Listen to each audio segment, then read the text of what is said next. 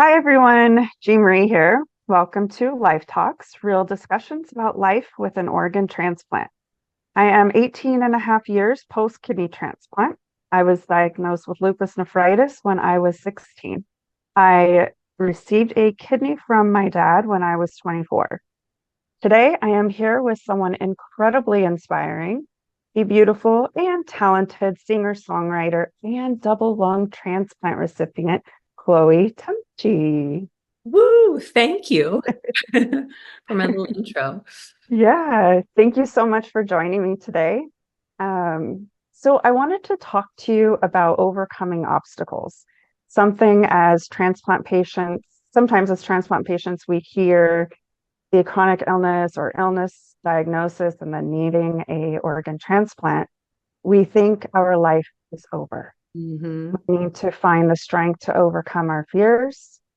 So, and I know that you have an incredible story of doing just that. And I was hoping that you could share a little bit about your story. Oh, my short story? Sure. It's like the world's longest story. And thank you for that intro. My story, I'll give it briefly, is 12 years living with pulmonary hypertension and pulmonary veno-occlusive disease, which are not fun things to live with. PH has a life expectancy of about 2.5 years, and PVOD, I say it's 15 minutes, but it's under a year. And the medicine, for one, is the exact medicine you can't take if you have the other. So it is what you would call a nightmare to have to deal with. I was told when I was diagnosed, it was 5 years of misdiagnosis. And when I was finally diagnosed, I was in heart failure, and they were basically telling me I had days to live, not something you want to hear. That led to me going off on, I'll call it a tangent, but I went off on major turning myself into doctor mode with my partner at the time. Kind of just researched everything you could possibly research in terms of nutrition and people who'd overcome the odds and exercise and what can we do. And that at the time meant, like I was telling you earlier, walking to the bathroom because I was so short of breath, spending time with the people that I love, and anything that I could do to heal, because I did not want to accept my fate that was given to me by my doctors, which was that I was going to die. By some miracle, a lot of hard work, but real miracle, I actually got better, which is very weird because you're not necessarily supposed to get better with PH or PVOD, especially when you're not really being medicated, again, because I couldn't be. In 2020, I had gotten kind of much better, and then I'd gotten worse and worse and worse. And ultimately, my heart couldn't take it. I ended up going into cardiac arrest. I was in a coma for 4 days, and I was on ECMO, which is life support, for 21 days. And this was at UCLA. And I was just at that place where everybody was like, this girl is going to die. And I needed lungs like immediately. And they could not separate me from ECMO, which meant I could not go home.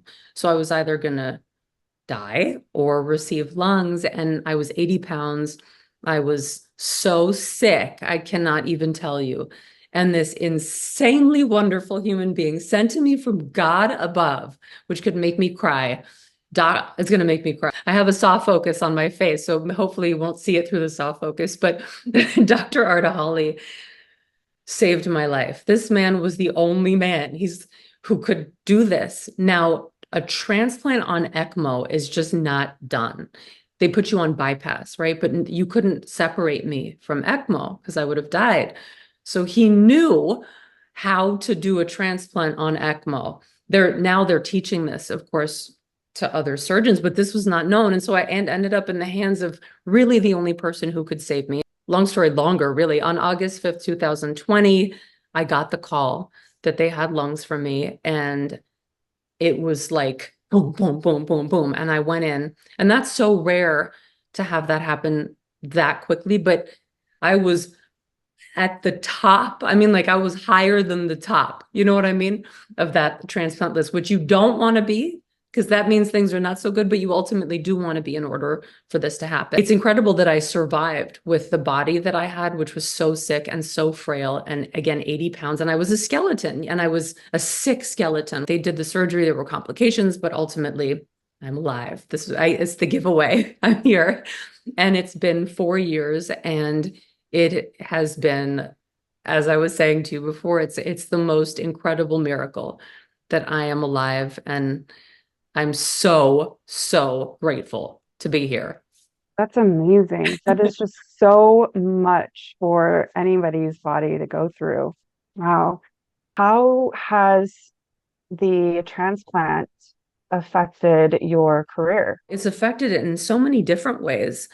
It's helped for sure because I can breathe. But having a transplant, some people are like, well, we're very reduced in what we can do with the transplant. I'm like, oh my God, I can do so much because I can breathe. And I had so many years of not, like 12 years essentially, of not being able to do anything. So I would do little tiny things and then I couldn't breathe. I was coughing all the time and I had so many symptoms that now I don't. And so now I'm able to get on the stage. I'm able to perform. There are other things that hold me back is not the right word, but that are make it more difficult. It's not the transplant, it's vocal paralysis, for example. It's remnants from ECMO, which has done a lot to my legs and my feet and made things difficult with regard to that. But my lungs have allowed me to breathe, which, as forget just like being a singer, but like as a person, it's the greatest thing you can ask for. I can show up places with ease. I don't have to show up with like 20 oxygen tanks. I'm much more conscious because of my immune system being compromised. So when I do go and do these things, I pay a lot more attention. But ultimately, I feel like a normal person living life, which is so weird and foreign to me. It's 4 years later, and I'm still not even aware of the fact that I can breathe sometimes, if that makes sense. Yeah, you just kind of like get used to having this this living, which is ultimately what we want to do, right? What would you say to somebody who is newly diagnosed and is just starting this process and they just feel so overwhelmed with overcoming any of the obstacles that they face? I would say, first of all, it's great that you have a diagnosis because to not have one is very scary. So now you have something to work with, which when I was diagnosed gave me a lot of, even though I looked it up and I was like, oh no, this is terrible. I had knowledge. So I was able to go into research mode and look up what is pulmonary hypertension? What does it do? How does it affect your body?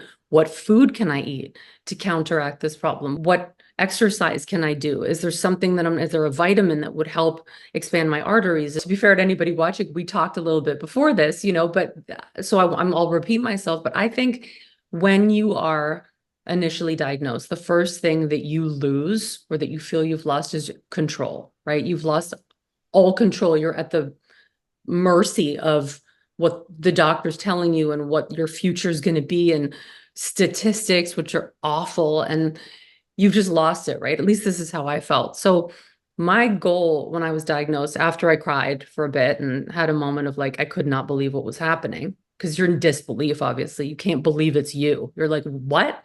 That doesn't make any sense with what I thought. So once I got over that, I don't tend to like to spend my time in that place. So I give myself that moment, right, to go a little bit nuts and sad and let it out. And then I shift my focus as quickly as I can to what can I do? How can I essentially take that control back? And this is that whole thing we're talking about empowering yourself. But my solution for that feeling was to do every single thing I could in my power to heal my body. And the theory that our bodies are made to heal, obviously, we cut ourselves, and if we do nothing to it, it's going to heal. So I used that theory and I really dove into what I was sort of talking about, but I filled my brain with people who had survived the odds, with documentaries, with books. I met with nutritionists that all had their own opinions, but there was overlapping things. Like at that time, a vegan lifestyle with no oil, no salt, it was so reduced. I was basically eating kale for years, but whatever, I would have done anything to stay alive. And once you start in that world of doing something versus just sitting down, dreading the fact that you've been given a future that you don't want, you start to realize that you have a lot more power than you think. And with that power, for me at least, my whole world opened up. And it opened up because I persisted in what I was doing, because I believed in what I was doing, And over the course of a few years, now I was supposed to be dead like 3 days later, but a few years later, I got better. And then I got better. And then I got better. And the doctors were like, this doesn't make any sense. You're not supposed to get better. It's progressive and you're supposed to die from this. And again, I couldn't be treated. They gave me tiny doses, but for PH, because of PVOD, you can't take the treatment because of PVOD. So this was really me and my partner at the time just going into this mass research mode. So long story just to say that I think, of course, giving yourself that moment, it's human, right? It's a terrible, terrible, empty, sick, awful, indescribable moment of despair. But to not live in that place for too long, because that can be a very dangerous place, especially if you're not well. And so to as quickly as you can, if you have it in you, and I barely had it in me because I was so sick, but I just pounded the internet. This is when the internet can actually help you.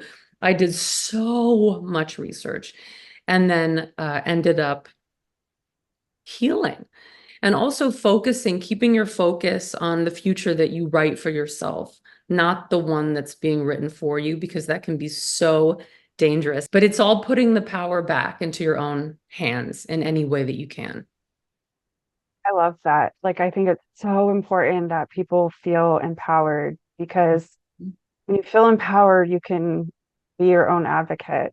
Well, thank you so much, Chloe, for talking to me today. I would love to see everybody's stories on the Transplant Life Forum about how you've overcome your own obstacles in your transplant journey. Yeah, Thank you. thank you for having me. Yeah. Da, da, da, Ta-da! da. Our grand exit. My I version know. will be all of the behind the scenes one.